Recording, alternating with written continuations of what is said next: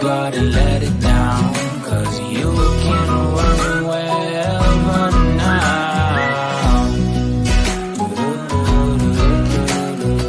What's up, guys, and welcome into another episode of the Work Wherever podcast. This week we are talking about business culture. So there's been a whole bunch of talk recently about business culture all over social media. It's all over just about any blog that you open up. It's become one of these almost cliche type of things to talk about, right? So I figured that I would set the record straight as to where I stand on it, and I think I have a little bit of cred in this area. I feel like I've been building a pretty good culture remotely, where a lot of people believe that work culture can only be created, maintained, developed in a in-person environment. That walls, ping pong tables, these types of things make a business culture, and they're the way that you define your culture, and the only way that you can actually have a culture is by getting together. And so that couldn't be further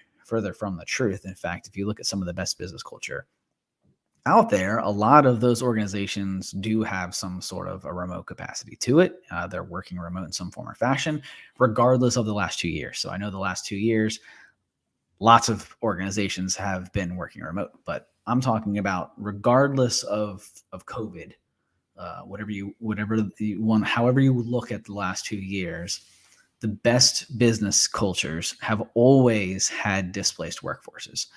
There is a lot of people, when they talk about business culture, they point to Starbucks, which Starbucks is a book that my organization, we're doing a book club on right now. It's called the Starbucks Experience. And the Starbucks Experience talks about all the business culture that Starbucks has implemented and how great their culture is. And if you think about Starbucks now, while they might not be what you might think of when you think of a remote organization in terms of people working from home, they are very much a displaced workforce where they have multiple locations throughout the United States and in the world, really, where they have to instill their core values in different cultures, different countries, different states, across people that and oftentimes have never met the CEO, right? Most of the people who work for Starbucks haven't met the CEO. They probably haven't met many people from upper management, and who they have met is their direct general manager, and that direct general manager has received what they believe to be Starbucks culture through processes, procedures, governance from the top down. So business culture does not have to be this you guys all have to sit in the same room. We all have to see, touch, and feel you all the time. In fact, if you look at the landscape of that, of what people believed to be culture, people were actually unhappy. They were unhappy when they went to work, which affected your business culture. So there's a study that came out, and I'm going to read off some statistics. This is from TruePath. So this is all about company culture, and these are some company statistics that they found in some of their surveys that they sent out. So 64% they found, 64% of all employees felt that their organization did not have a strong work culture. So 64% felt that they were not in a strong work culture, and 49% of all employees are not satisfied with their direct superior. So, which I would say that those two numbers are probably related. That you can be displeased with your direct superior and believe that you have a strong work culture. Maybe, right? But I think that if you are pleased with your direct superior, it's probably because your direct superior is instilling the business culture and what is to be passed on. So before we dive any deeper into business culture, let's talk about exactly what it is, because it's a buzzword that has gone around the internet, like I said, and lots of people are using it to mean multiple different things. And so what I define business culture in, and what I believe it is what a company stands for and their identity beyond their employees. So a lot of it is kind of built over their mission, but more so what is their guiding compass. So I would say that core values from a biblical sense, so I'll point to the Bible and to say, what are some core values of the Bible? And I think most people would point to the 10 Commandments. Like, these are, here, hey, here you go. Here are some things that we told you that to make a good person, don't kill, don't steal, honor your mother and father, those types of things, right? So these are the 10 Commandments. Hey, how are we supposed to act, God? And God was like, hey, here you go, man. Here's 10 things, do this, right? Now you can argue more, other things throughout the Bible. I'm not here to argue about that, but I'm saying that it was placed. These are the core values, right? And there were 10 of them. Now, I believe that we should follow that same model when doing a business culture, and you should have 10 core values of things that are most important, the do's and do nots of your business, right? This is who we are. Some people would say that 10 is too many. I've heard 3, I've heard 5, I've heard 7. We have 10, and we make a big deal about them. They are hireable and fireable offenses. They are how we hire. They are how we fire. They are how we do everything. If there's a decision that needs to be made within our organization, we point to our core values to say, hey, what does our core values say that we are to do? Another organization outside of Starbucks, outside of the Bible, that has very, very strong core values and business culture would be a business you guys have probably never heard of, and that's Zapier. Or not Zapier, I'm sorry. It is Zappos, which Zappos is a business that a lot of people haven't heard of these days. Zappos is a shoe company. At least that's where they started. And they are essentially the ones who invented 2-day shipping. They invented Amazon Prime. Amazon bought Zappos some time ago, but their core values and their company culture was so large, and they dealt with a displaced workforce where they had logistics organizations throughout the company where they delivered packages. They didn't say that they deliver packages, except that's what they were doing. The packages had shoes in them, but their whole thing is delivering happiness, which I have that book. That's why I'm looking down, but they talk about delivering happiness. They don't deliver shoes. They don't deliver purses. They deliver happiness. And so that was part of their identity as a business. Part of their core values was to deliver happiness. So when you're talking about your business culture, what's most important to you as a business owner? What's most important to you as a business? So our core values, like I said, we have 10 of them. And they spell out foundation, because I believe that core values are the foundation to an organization. So I think that if you have strong foundations, you have strong bones, then the house won't fall, right? And so there are a few things of ways that you can take and build a business culture. And I'll give you 3 things. So the first set to building a business culture is what we've been talking about thus far, and that's setting your core values. So when you set these core values, make them something that is easy to remember. Put an acronym. That's what, like I said, our acronym is foundation. So the F is faith, family, fun. The O is operational wow. The U is understand and innovate. The N is never stop learning. D is don't follow the lead. A is accountability. T is take to the community. I is incorporate happiness. O is over communicate. And N is nurture and grow. Those are our core values. And so everyone is meant to understand, learn, and treat them with respect. And so with those, we allow members to kind of take them and run, right? One of our core values is don't follow the lead. So when we give you these core values, don't follow them blindly, although, hold them very near and dear, but build culture within culture, right? So I was visiting First Form in May. And so some of the things that First Form does, and if you don't know who First Form is, they are a supplement and nutrients company. Although if you asked Andy, he'd probably say they're a little bit more than that. Founded by Andy Frisella, and their president is Sal Frisella. And they are widely praised as one of the best business cultures as well, which up until May, a lot of people would point to First Form saying that they were an organization that did not have remote employees, which after visiting them and talking to Andy and talking to Sal, when I asked him how many remote employees they have, he said 10,000, which is their Legionnaires. So that is their remote workforce. According to Sal, that was the first thing that came to his mind. When talking to Andy, he said that the first thing that came to his mind was that half their workforce was remote, and he was more talking about the inner workings. So they have a huge facility out in St. Louis, and half of their people work remote because they've outgrown their facility. So they are building a new facility, and right now half of their employees, I think he said they have 200 on site, another 200 to 400 were remote. So, and when I asked him point blank, what do you think about people who say that you can't build a culture remotely? He was like, call them liars. So there you go. So setting those core values is your first thing that you can do to building a culture, regardless of it's remote. We talk a lot about remote. In fact, the entire premise of this podcast is about remote life, remote work. And so if you are going to work for a business, whether you are the employee or the employer, set core values. These can be your personal core values. So I've told this story before.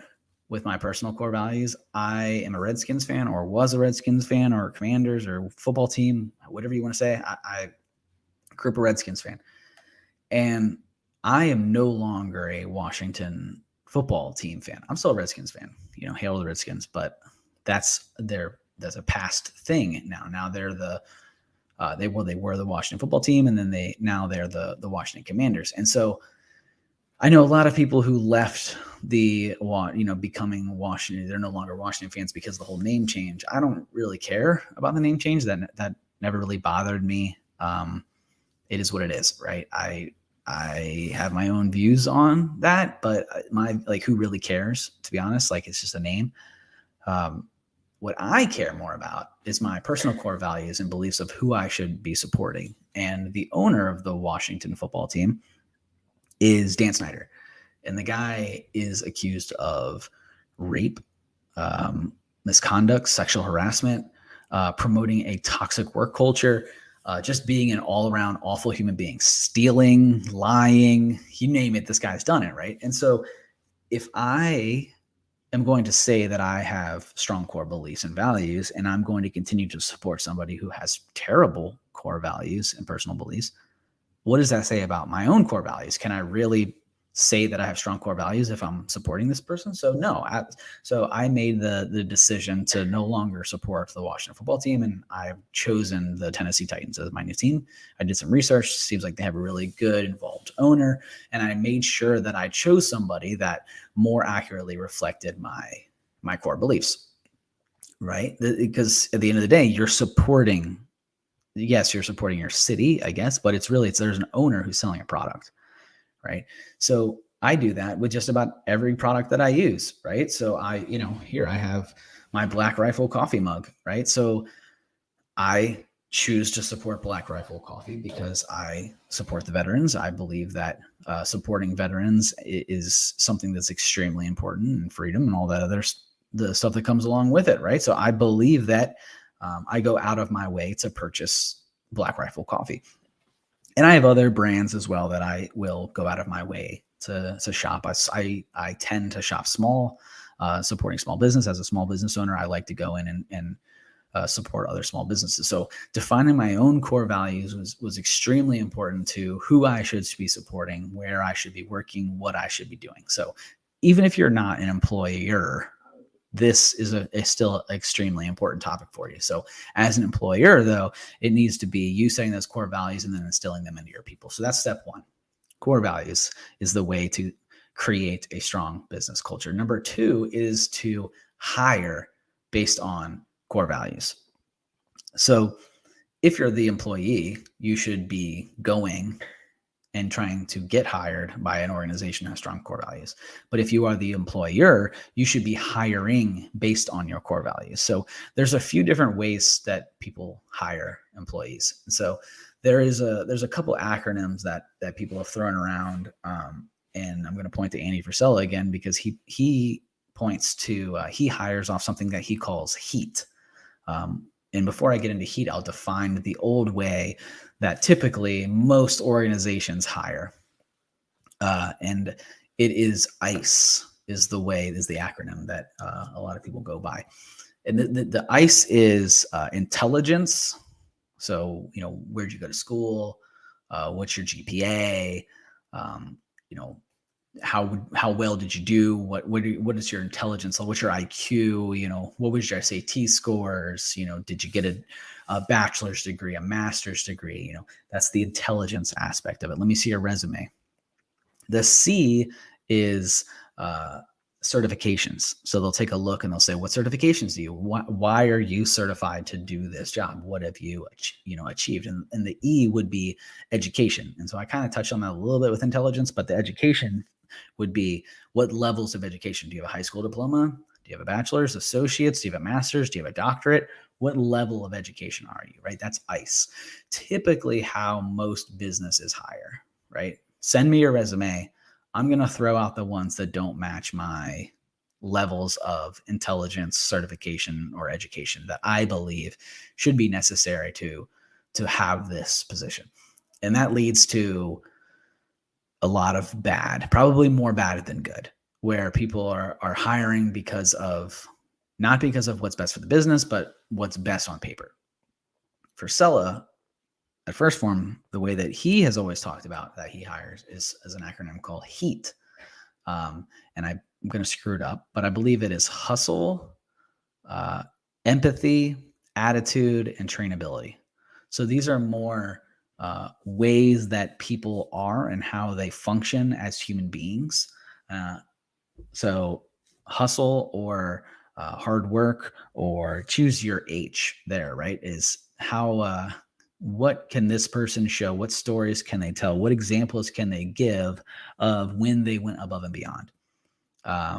Empathy, right? What type of empathy do they show? What type of compassion do they show for others? Are they charitable? Do they give back to the community? Attitude, do they have a positive attitude? Or do they seem negative on the interview? Are they bashing their old employers, right?